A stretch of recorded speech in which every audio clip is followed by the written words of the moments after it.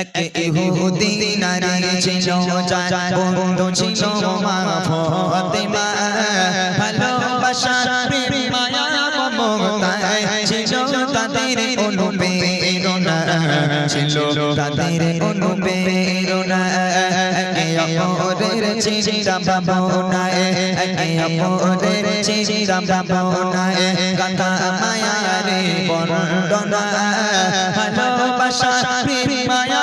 মমতায় ছিল তাদের অনুপ্রেরণা ছিল তাদের অনুপ্রেরণা এক তারিখে ইহুদি মেয়ে বিয়ে হবে ঠিক হলো মেয়ের পিতা একে একে সব প্রিয়জনদের দাওয়াত দিল এক তারিখে ইহুদি মেয়ে বিয়ে হবে ঠিক হলো মেয়ের পিতা একে একে সব প্রিয়জনদের দাওয়াত দিল প্রিয়জনদের দাওয়াত দিল মেয়ে বলে দাওয়াত দিয়ে শো মেয়ে বলে দাওয়াত দিয়ে শো আমার বান্ধবী ফাতেমা না এলে সে আমার বাড়ি আমি করব না আমি করব না ইহুদি নারী ছিল যার বন্ধু ছিল মা ফাতেমা ভালোবাসা প্রেম মায়া মমতায় ছিল তাদের অনুপ্রেরণা ছিল তাদের অনুপ্রেরণা। এই গজলের মধ্যে বলেছিলাম যে রাজার মেয়ের সঙ্গে ফাতেমার বন্ধুত্ব কেমন বন্ধুত্ব,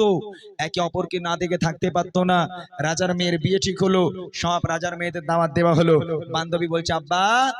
আমার বান্ধবী ফাতেমাকে যদি দাওয়াত না দেওয়া হয় বিয়ে আমি করব না। আহা বাপ কখনো মেনে নেয়? বাপ বলছে এই দেখ মা ওই ফাতেমা শুনেছি ও নাকি গরিবের মেয়ে, ও তো ফকিরনি ভিখারিনি, আজকে ওর গায়ে যে পোশাক থাকে নোংরা পোশাক তাবলি মারা পোশাক, ও তো দ্বিতীয় নম্বর পোশাক কেনার ওদের ক্ষমতা নেই, ওরা নাকি খাওয়া হয় না পেটে পাথর বেঁধে রাখে, তো এরকম গরিব ফাতেমাকে আমার রাজপ্রাসাদে আনবো, আমার মান থাকবে? আহা এমন একটা গজল আপনারা শুনেছেন, নিশ্চয় আপনাদের ভালো লেগেছে, তবে আজকের পুরোপুরি গাওয়া সম্ভব নয়। আর একটা ছন্দ শুধু আপনাদের জন্য শোনাচ্ছি। রাজা বলছে কি বলছে, আশে পাড়া পাড়া রাজা বাদশা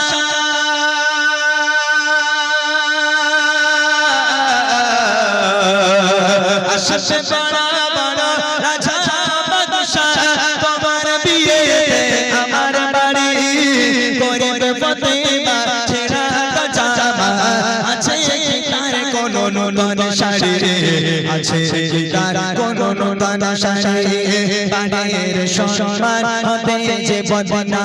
বাড়ির সম্মান হতে যে বদনা